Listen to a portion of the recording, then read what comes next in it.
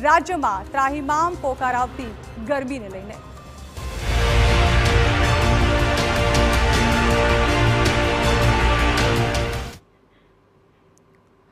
ગુજરાતમાં એપ્રિલ મહિનામાં પ્રથમ વખત અપાયું છે ગરમીનું રેડ એલર્ટ। કચ્છમાં 48 કલાક સુધી ગરમી હાહાકાર મચાવી શકે છે।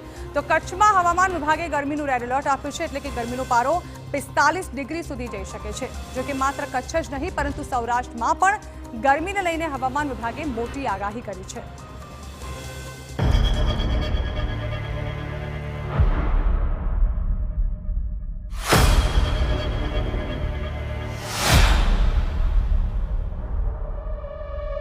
પ્રચંડ ગરમીનું રેડ એલર્ટ।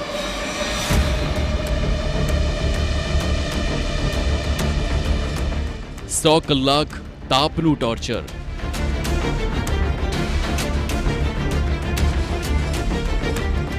કચ્છમાં ગરમીનો સૌથી વધુ કહેર। ગરમીથી સળગી રહ્યું છે સૌરાષ્ટ્ર। 11 જિલ્લામાં હીટ વેવથી હાહાકાર।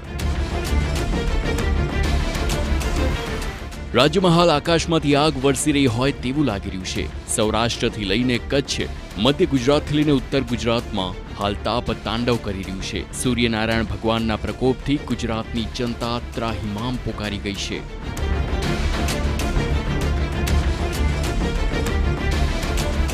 હવામાન વિભાગ દ્વારા આગામી 10 એપ્રિલ સુધી સૌરાષ્ટ્ર કચ્છમાં હીટ વેવની આગાહી કરી છે।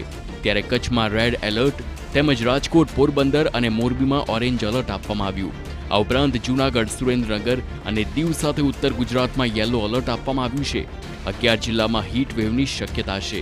છેલ્લા 5 દિવસથી ભુજમાં સૌથી વધુ તાપમાન નોંધાયું। છેલ્લા 24 કલાકમાં કંડલા અને સુરેન્દ્રનગરમાં 44 ડિગ્રી તાપમાન નોંધાયું છે।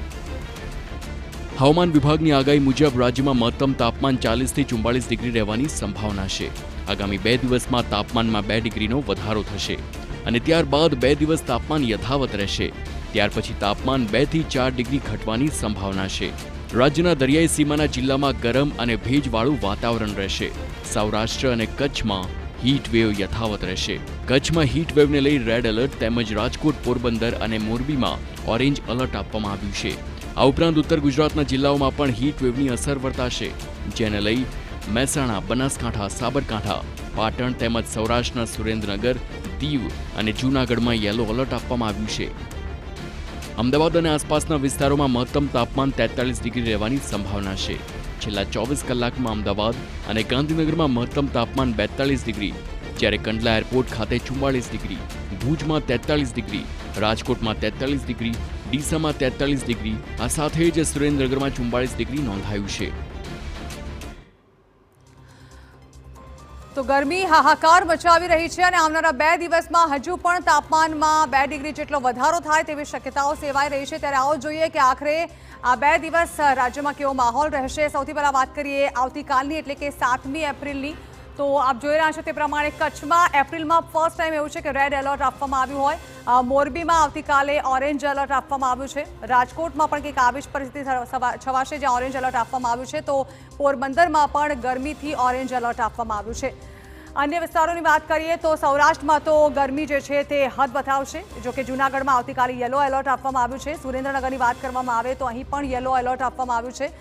બનાસકાંઠા અને પાટણ, ઉત્તર ગુજરાતમાં પણ કંઈક આવી જ પરિસ્થિતિ છવાયેલી રહે તેવી શક્યતાઓ છે। અહીં પણ યેલો એલર્ટની આગાહી કરવામાં આવી છે હવામાન વિભાગ દ્વારા। મહેસાણામાં પણ યેલો એલર્ટ આપવામાં આવ્યું છે। તો ગાંધીનગર જે ગ્રીન સિટી કહેવાય છે ત્યાં પણ યેલો એલર્ટ, કે ત્યાં પણ ગરમીથી લોકોને તકલીફ પડવાની છે, સમસ્યા સર્જાવાની છે। તો સાબરકાંઠાની વાત કરીએ તો સાબરકાંઠામાં પણ યેલો એલર્ટ આપવામાં આવ્યું છે। રાજ્યના મોટા ભાગના જિલ્લાઓમાં પરિસ્થિતિ ગરમીને કારણે વરવી રહેશે, તેમાં કોઈ બેમત નથી। કચ્છમાં 8મી એપ્રિલની વાત કરીએ તો 2 દિવસમાં જે છે તે તાપમાનમાં વધારો થાય તેવી શક્યતાઓ સેવાઈ રહી છે, પરંતુ કચ્છમાં 8મી એપ્રિલે થોડી ઘણો તાપમાનમાં ઘટાડો થાય તેવી શક્યતાઓ। અહીં ઓરેન્જ એલર્ટ આપવામાં આવ્યું છે, પરંતુ આવતીકાલે અહીં રેડ એલર્ટ છે।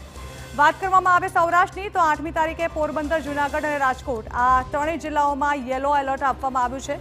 એટલે કે અહીં પણ ગરમીથી શેકાવાની તૈયારીઓ કરીને રાખવી પડશે, લૂ ન લાગે તેની ખાસ તકેદારી રાખવી પડશે।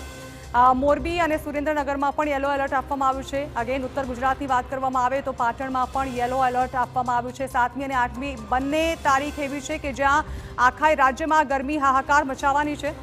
બનાસકાંઠામાં યલો એલર્ટ આપવામાં આવ્યું છે. મહેસાણા તેમજ ગાંધીનગરમાં પણ 2 દિવસ યલો એલર્ટની પરિસ્થિતિ જે છે તે છવાયેલી રહેશે. એટલે કે આવનારા દિવસોમાં હજુ પણ ગરમીમાં શેકાવા માટે રાજ્યવાસીઓએ તૈયાર રહેવું પડશે.